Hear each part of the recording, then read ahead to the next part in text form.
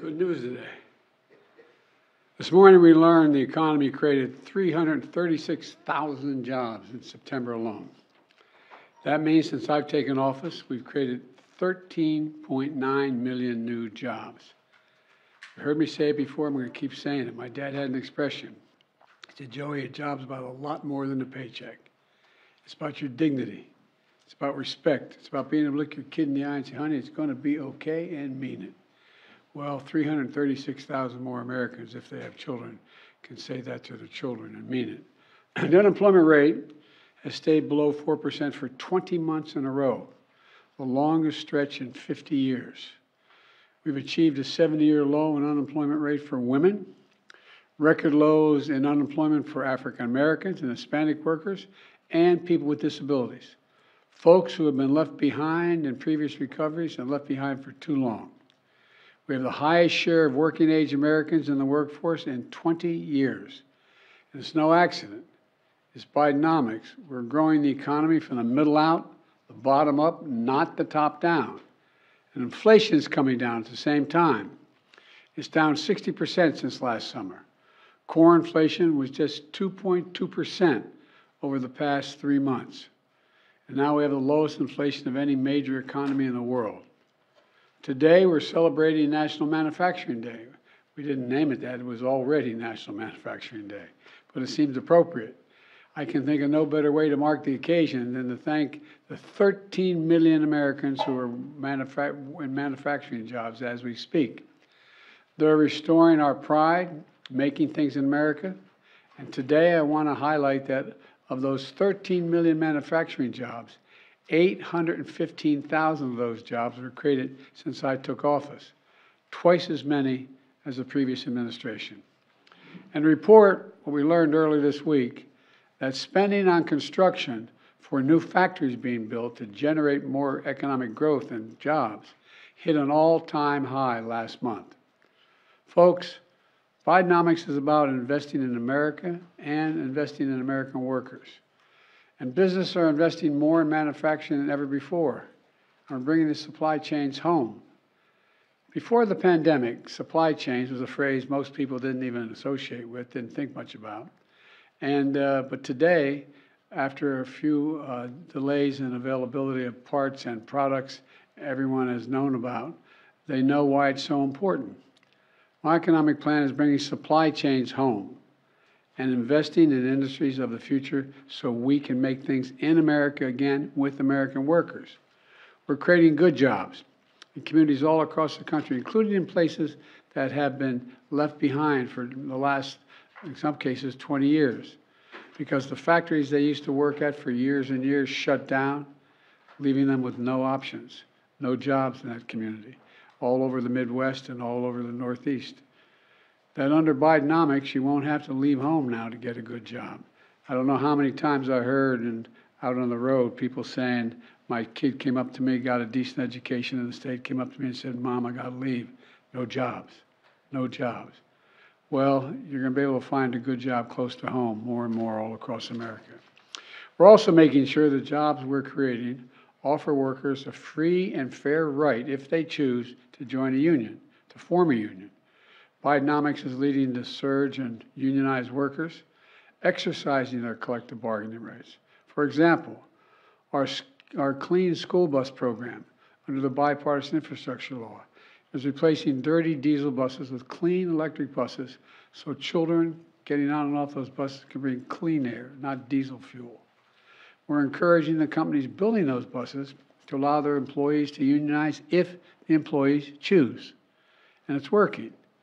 We saw in Georgia when workers at Bluebird, the electric school bus manufacturing company that's receiving federal funds, voted to unionize because that was their choice.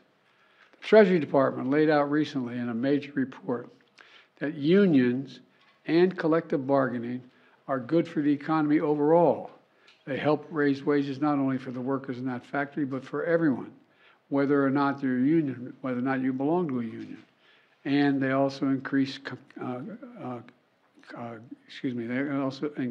corporate growth. And today's job report is just another example of what it looks like when we focus on building an economy from the middle out and the bottom up, not the top down, while bringing deficits down at the same time. You know, just this summer, I signed a strong bipartisan law where I shook hands with the former speaker, and we passed in the House and the Senate as well, to cut spending by $1 trillion over the next 10 years. Unfortunately, last weekend, Republican House members decided they were going to put that progress in jeopardy. Instead of honoring that commitment they made, they once again brought us to the brink of a government shutdown, creating unnecessary instability and risk in order to secure more extreme cuts in programs that help working Americans and seniors. Cuts that would have hurt everyone from hurt U.S. manufacturing, that would have stymied the pay of military people, a whole range of things. They tried cutting funding by 30% for small businesses, which are growing under our administration, for local manufacturers, for manufacturing extension partnership program that helps small and medium-sized manufacturers attract and train workers and grow their businesses. But we stopped them. Quite frankly, I'm sick and tired of Republicans in the House saying they want to cut the deficit when all they really want to do is once again cut taxes for the very wealthy and big corporations, which will only add to the deficit. When I was able to cut the federal debt by $1.7 trillion over that first 2 years, well, remember what we were talking about. Those 50 corporations that made $40 billion weren't paying a penny in taxes. Well, guess what? We made them pay 30%, 15% in taxes, 15%. Nowhere near what they should pay. And guess what? We're able to pay for everything, and we end up with an actual surplus. You know, it's not what the economy needs right now, more tax cuts for the wealthy. I've said it before and I'll say it again. We've cut the deficit by over $1 trillion since we've taken office. Laws that I sign will cut it by another $1 trillion over the next 10 years.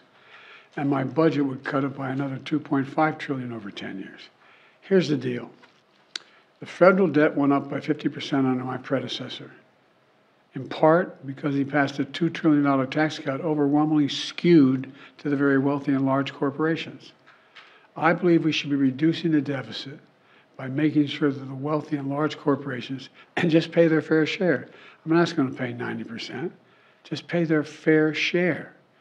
By cutting wasteful spending on special interests like big oil, all the money they made and paid so little in taxes. Big pharma, same thing. You know, we just gave the American public a real gift in terms of, not a gift, but fairness in terms of what they have to pay for insulin and what they're going to have to pay for other things. Well, guess what? That also cut the federal debt. Cut the federal debt. For example, over 1,000 billionaires in this country. And I know you're going to hear me say this until I'm able to change it. You know what their average rate of pay, federal tax rate is? 8%. 8%.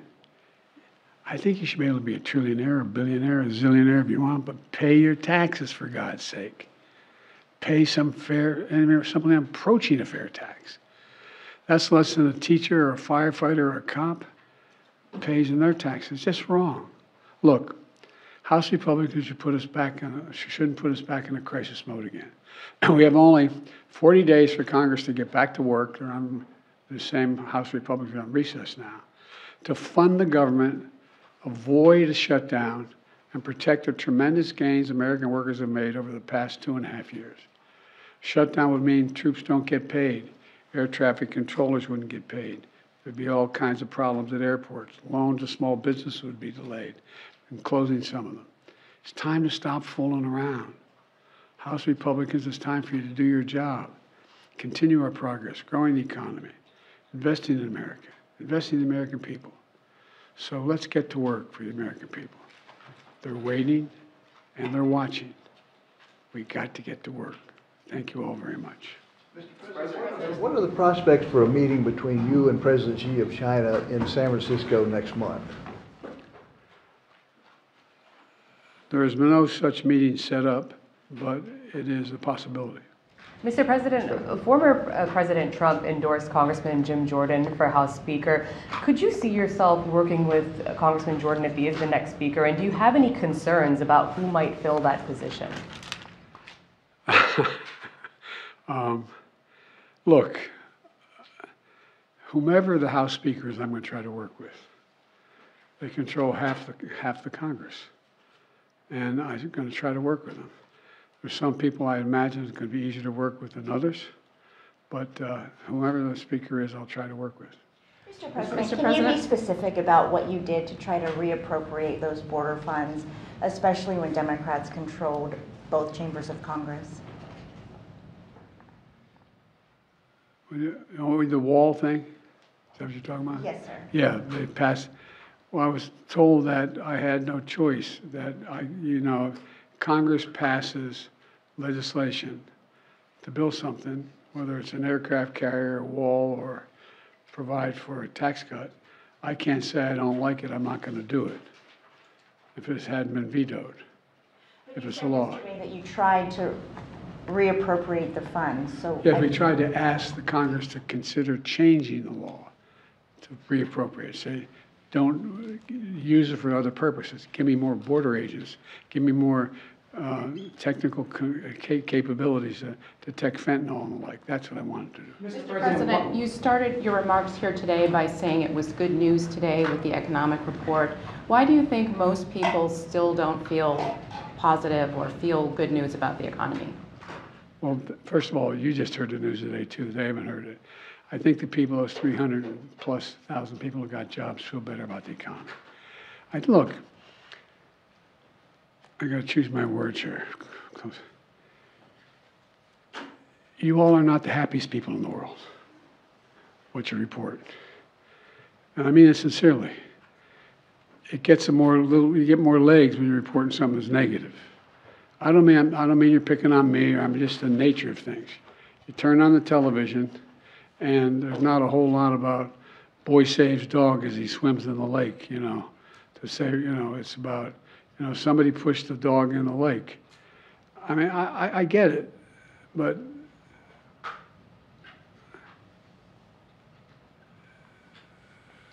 if you just listen to what's going on around the world, there's reason for people to be concerned. There's reason for people to be concerned what's going on in Russia. There's reason to be concerned about what's going on in other parts of the world. I think that the American people are smart as hell and know what their interests are. I think they know they're better off financially than they were before. It's a fact. And all that data, all that polling stuff shows they think they're more positive about the economy than they've been, more positive about their jobs, et cetera. I just think let me put it this way. If you just watch what happened last week in the Congress, how excited are you going to be about much of anything? Anyway. Mr. President, why are you not legally trying to challenge border wall construction? Are you going to wait till there's a speaker to make a speech on Ukraine, sir?